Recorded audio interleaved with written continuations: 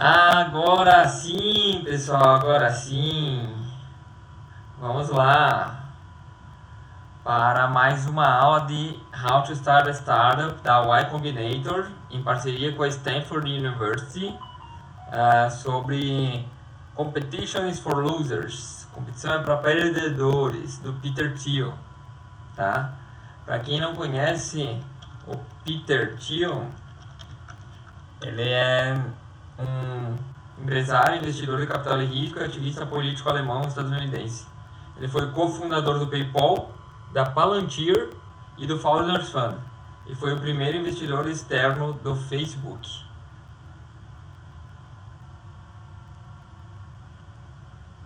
Então tá, vamos verificar o que ele tem para falar. All right, good afternoon. Today's speaker is Peter Thiel. Peter was the founder of PayPal and Palantir and Founders Fund and has invested in most of the tech companies in Silicon Valley. And he's going to talk about strategy and competition. Thank you for coming, Peter. Awesome. Thanks. Sam, thanks for inviting me. Thanks for having me. I sort of have a single idée fixe that I'm completely obsessed with on the business side, which is that if you're starting a company, if you're the founder, entrepreneur starting a company, you always want to aim for monopoly, and you want to always avoid competition. And so, hence, competition is for losers, something we'll be talking about today.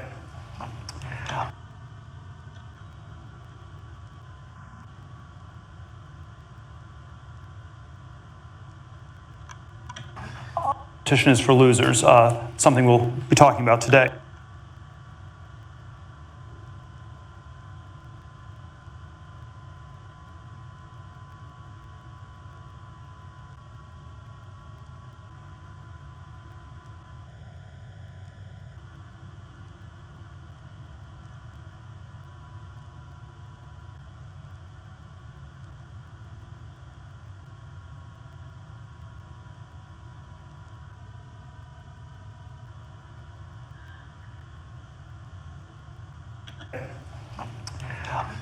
I'd like to start by saying something about the basic idea of when you start one of these companies, how you go about creating value. And there's this question: what makes a business valuable? And I want to suggest that there's basically a very simple formula that you have a valuable company if two things are true. Number one, that it creates X dollars of value for the world, and number two, that you capture Y% of X. And the critical thing that I think people always miss in this sort of analysis is that X and Y are completely independent variables. And so X can be very big, Y can be very small, X can be of intermediate size, and if Y is reasonably big, you can still get a very big business. So to create a valuable company, you have to basically both create something of value and capture some fraction of the value of what you've created.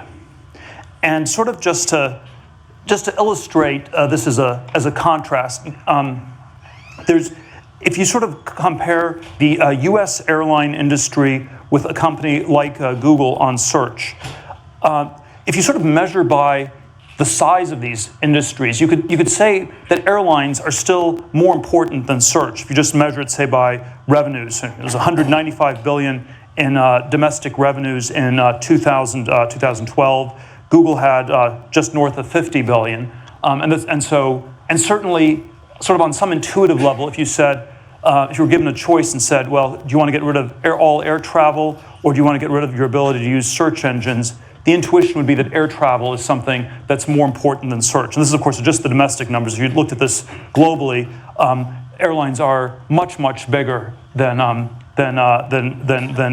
search or than Google is. But the profit margins are quite a bit less. They were marginally profitable in 2012. I think the entire 100-year history of the airline industry, the cumulative profits in the U.S. have been approximately zero.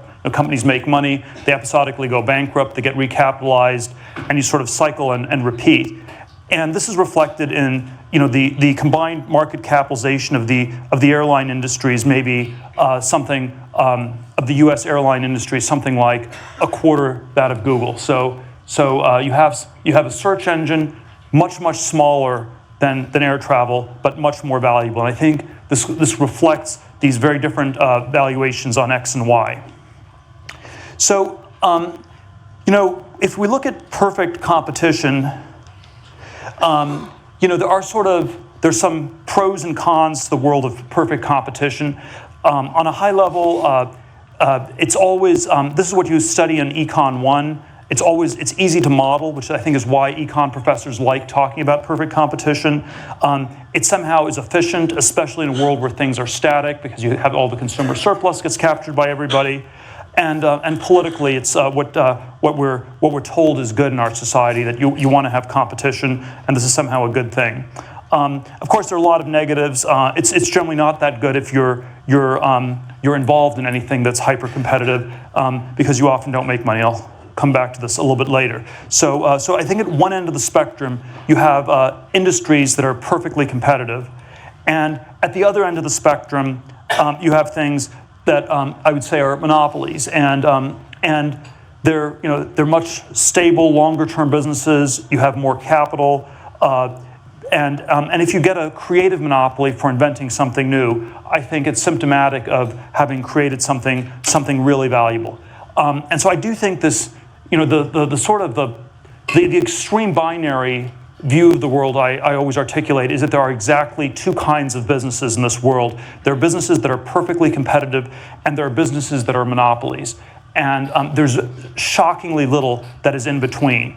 And this dichotomy is not understood very well because people are constantly lying about the nature of the businesses they're in.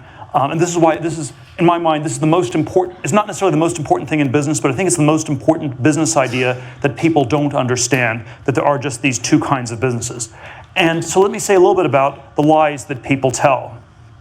And so you basically, if you sort of imagine that there was a spectrum of companies from perfect competition to monopoly, the apparent differences are quite small because the people who have monopolies pretend not to. They will basically say, and it's because you don't want to get regulated by the government, you don't want the government to come after you, so you will never say that you have monopoly. So anyone who has a monopoly will pretend that they're in incredible competition. And on the other end of the spectrum, if you are incredibly competitive, and if you're in some sort of business where you will never make any money, you will be tempted to tell a lie that goes in the other direction, where you will say that you're doing something unique that is somehow less competitive than it looks, because you will want to differentiate, you want to try to attract capital or something like that. So if the monopolists pretend not to have monopolies, the non-monopolists pretend to have monopolies, the apparent difference is very small, whereas the real difference, I would submit, is actually quite big. And so there's this distortion that happens because of the lies people tell about their businesses, and the lies are sort of in these opposite directions. Let me drill a little bit down further on the way these lies work. And so, the basic lie you tell as a non-monopoly is that we're in a very small market. The basic lie you tell as a monopoly is that the market you're in is much bigger than it looks.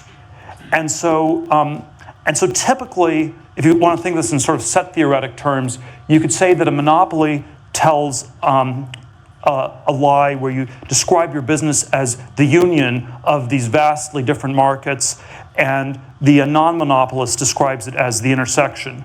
So that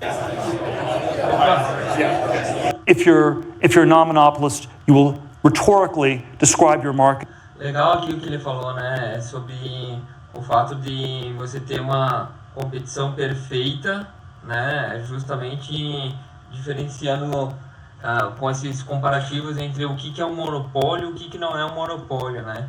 Então, muitas vezes a gente está falando mentiras em que a gente, por ser um não monopólio e ser uma empresa pequena, né? Você fala que atua nesse nicho de mercado, né? Nesse pequeno foco. E aí a mentira que os monopólios contam é que eles atuam num mercado gigante, né?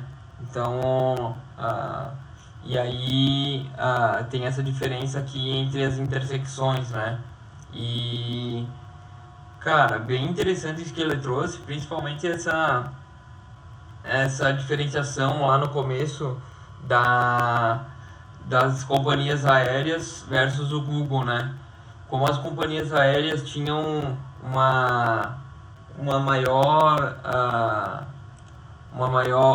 maior lucro, né?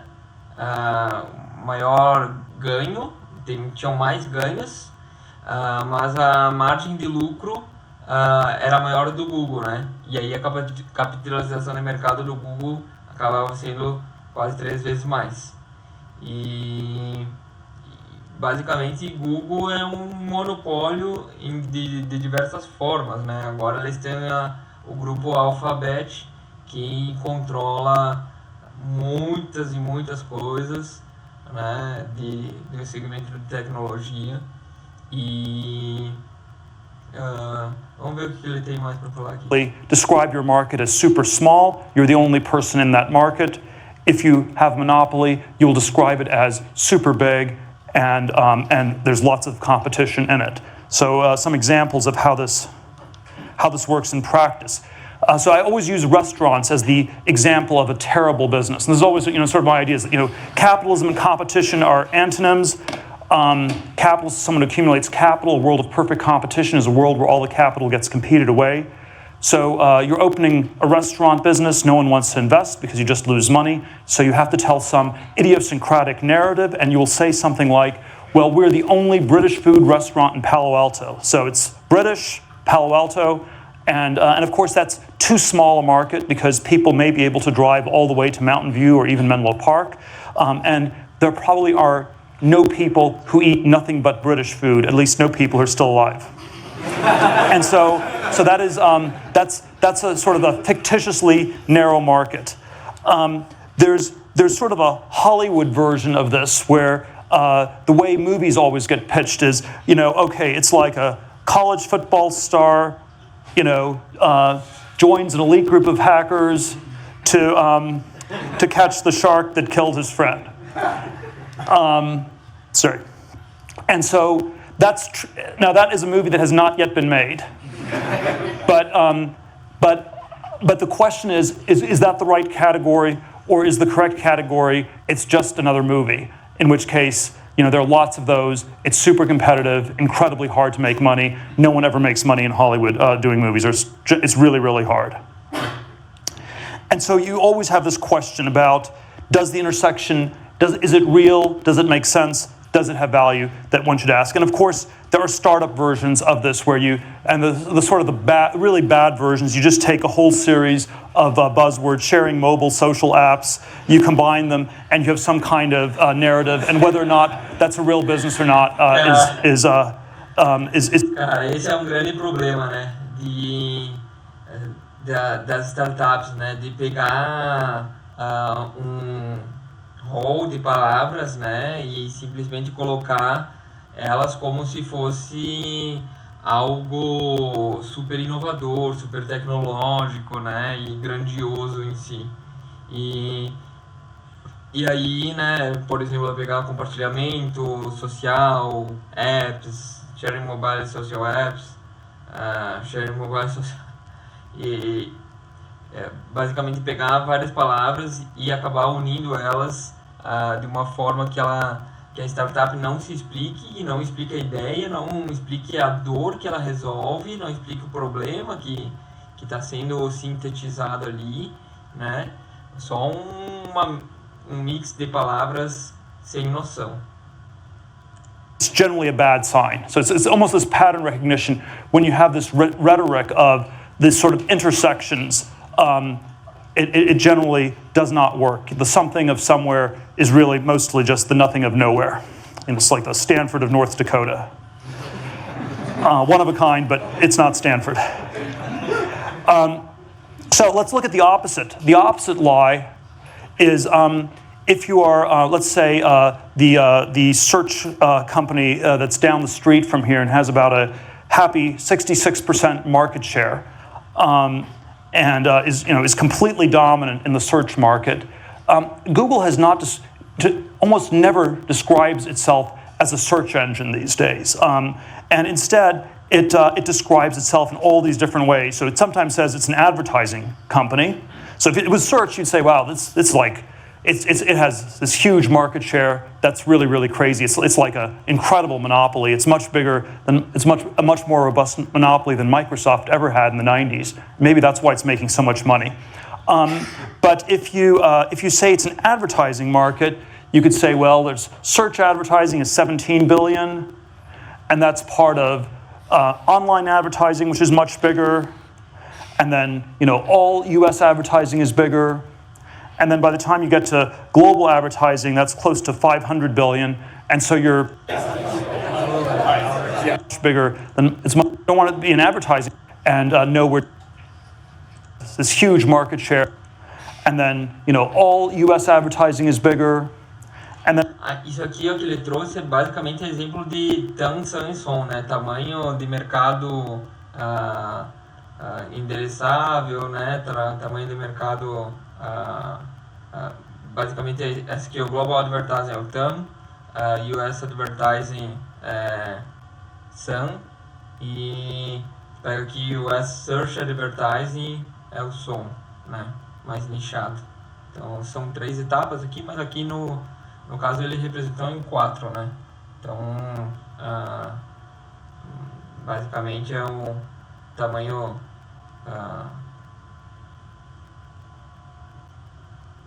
os tamanhos do mercado. And by the time you get to global advertising, that's close to 500 billion, and so you're talking about 3.5%. So a tiny part of this much larger market. Or if you don't want to be an advertising company, you can always say that you're a technology company. And so, sorry, let me just see. And the technology market is something like a $1 trillion market, and the narrative that you tell as Google in the technology market is, well, we're competing with all the car companies with our self-driving cars. We're competing with Apple on TVs and iPhones. We're competing with Facebook. We're competing with Microsoft on Office products. We're competing with Amazon on cloud services. And so we are in this giant technology market where there's competition in every direction you look. And no, we're not the monopoly the government's looking for, and we should not get regulated in any way whatsoever. And so I think one has to always be super aware that there are these very powerful incentives to distort the nature of these markets one way or the other. So the evidence of narrow markets in the tech industry is if you basically just if you look at sort of some of the big tech companies, Apple, Google, Microsoft, Amazon, they've just been building up cash for year after year, and you have these incredibly high profit margins.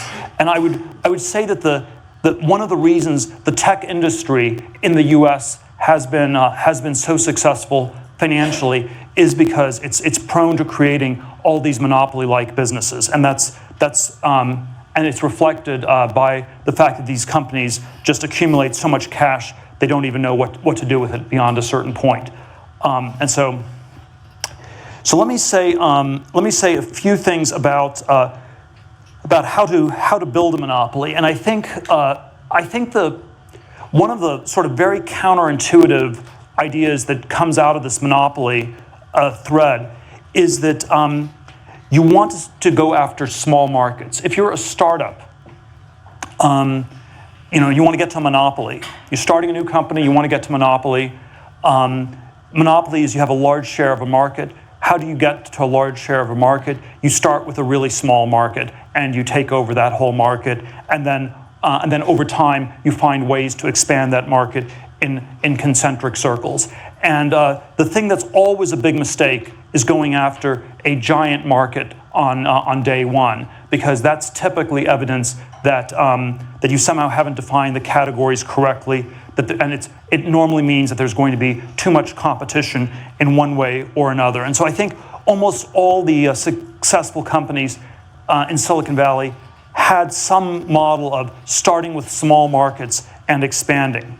And if you take Amazon, you start with just a bookstore. We have all the books in the world, so it's a better bookstore than anybody else has in the world when it starts in the 90s. It's online. There's things you can do you can't do before, and then you gradually expand into all sorts of different forms of e-commerce and other things beyond that.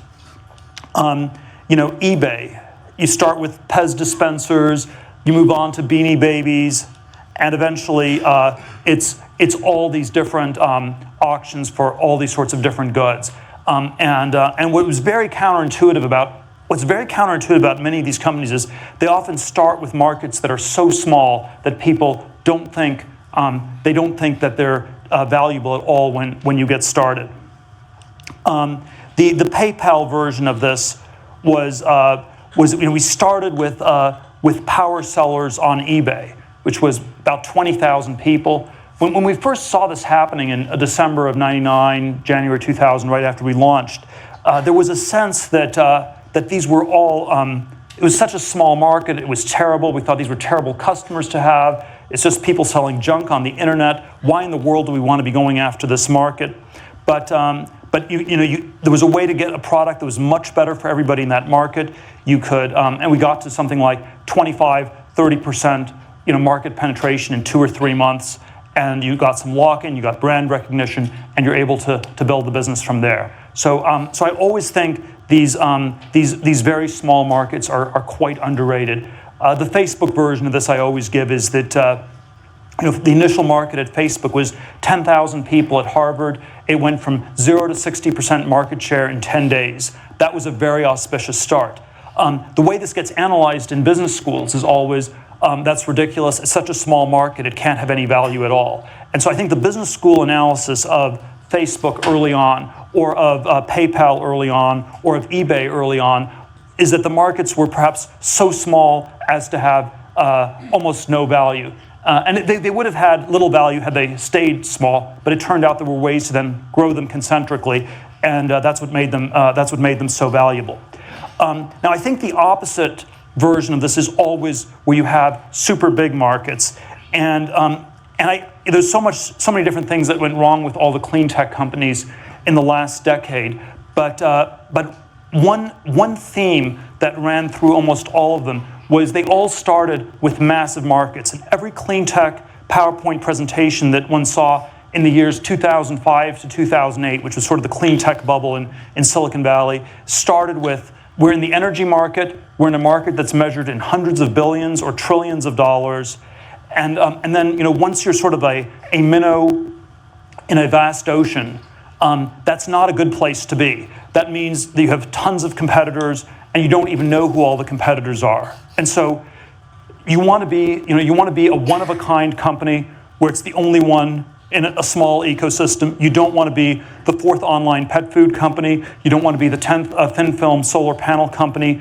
You don't want to be the 100th restaurant in Palo Alto. Restaurant industry is $1 trillion industry. So if you do a market size analysis, you'd conclude restaurants are a fantastic business to go into. And it's often large markets, large existing markets typically mean that you have tons of competition, very, very hard to differentiate. So the first very counterintuitive idea is to go after small markets, often markets that are so small people don't even notice them, they don't think that they make sense.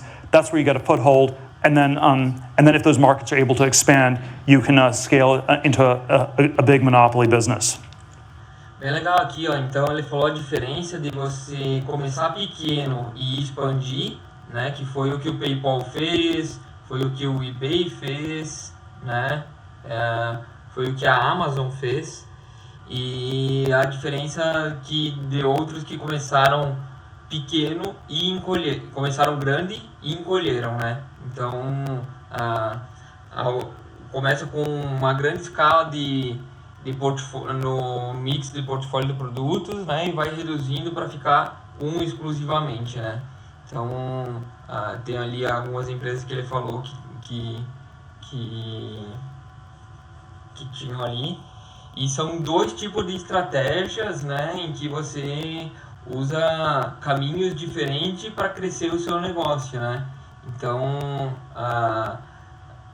eu sou mais da filosofia de começar pequeno e expandir, né, mas começar grande e encolher também é algo de você se pensar de que pode ser feito também e pode dar muito certo, né. Então, basicamente ali os maiores cases que a gente escuta na grande mídia é que começou pequeno e expandiu, né. Então, mas, enfim, agora tem muitas empresas grandes que podem encolher seu portfólio de produtos, seu mix de serviços e focar em um exclusivamente, né. Um case legal, né, que eu acho que que começou grande e encolheu, né, é da antiga empresa que o meu irmão trabalhava, né, que era a Greencom, e se tornou a Toros Engenharia, né. Então, basicamente, eles atuavam com engenharia civil, projetos em geral, né, de estrutural, projetos complementares, projetos, né, os complementares ali de incêndio, de elétricos, de água e coisa de gás, né, e tudo mais. Então, e outros tipos de projetos que eles acabavam pegando também. E aí eles decidiram focar em projetos complementares para edifícios verticais, né? Então, abraçava antes fábrica, a indústria, pegava casas ou coisa do gênero e focaram assim. Então, é um exemplo, né, de um caminho que pode ser seguido para você focar num nicho, nichar e para crescer. Depois eles acabaram ganhando muito mais dinheiro quando eles decidiram nichar dessa maneira. A second there's sort of several different characteristics of these monopoly businesses that I like to focus on, and there's probably no sort of single formula to it. And I always think that that in technology, there's always a sense that the history of technology is such that every moment happens only once. And so the next Mark Zuckerberg won't build a social network. The next Larry Page won't be building a search engine. The next Bill Gates won't be building an operating system. And if you're copying these people, you're not learning from them. But there is always these very unique businesses that are doing something that's not been done before end up having the potential to be a monopoly. If you're the opening line in Anna Karenina is that all happy families are alike, all unhappy families are unhappy in their own special way. And the opposite is true in business, where I think all happy companies are different because they're doing something very unique. All unhappy companies are alike because they fail to escape the essential sameness that is competition. And so one sort of characteristic of a monopoly technology company is some sort of proprietary technology. My sort of crazy, somewhat arbitrary rule of thumb is you want to have a technology that's an order of magnitude better than the next best thing. So Amazon had over 10 times as many books. I mean, it's maybe not that high tech, but you figure out a way to sell 10 times as many books in an efficient online way. PayPal, the alternative for PayPal was using checks to send money on eBay. It took 7 to 10 days to clear. PayPal could do it more than 10 times as fast. So you want to have some sort of very powerful improvement in some order, maybe an order of magnitude improvement on some key dimension. Of course, if you actually come with something totally new, it's just like an infinite improvement. So I would say the iPhone was the first smartphone that worked, and so that's like maybe not infinite, but it's sort of definitely an order of magnitude or more of an improvement. So I think the the technology is designed to give you a massive delta over the next best thing. I think there often are network effects that can kick in that really help. The thing that's very, and these lead to monopolies over time, the thing that's very tricky about network effects is they're often very hard to get started. And so even though everyone understands how valuable they are, there's always this incredibly tricky question, why is it valuable to the first person who's doing something?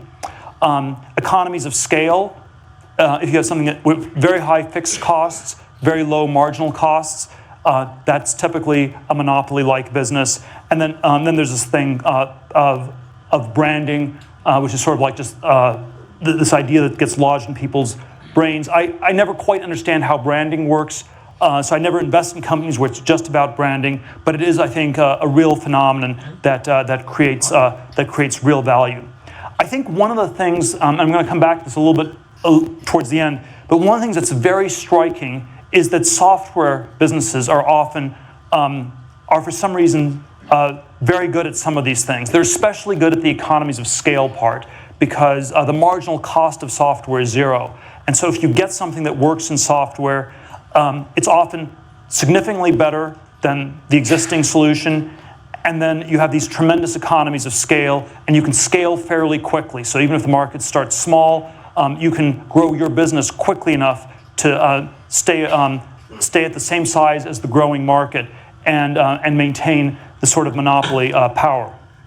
É legal isso aqui que ele falou, né? Então, a forma de você estar construindo um produto em que gera um diferencial logo de cara. Por exemplo, a Apple foi a primeira empresa que fez os smartphones darem certo, né?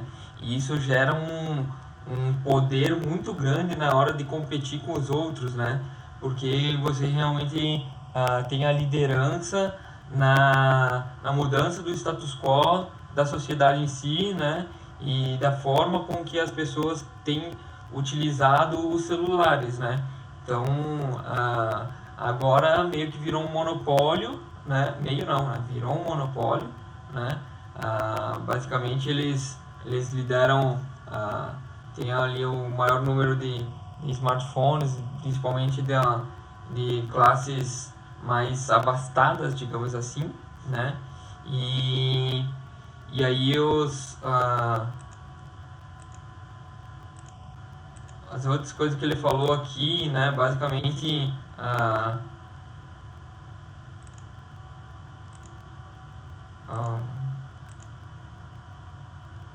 que é mais valioso para a primeira pessoa que está fazendo algo, né, no impacto do cérebro das pessoas, e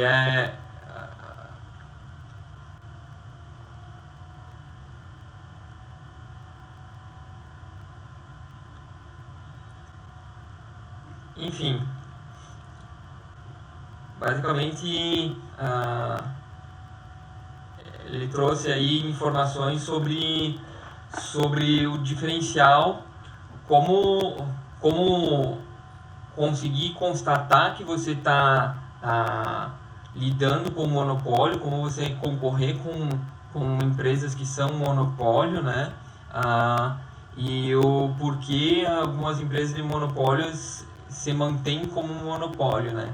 Então, ele deu alguns exemplos, né? E falou em alguns momentos sobre isso.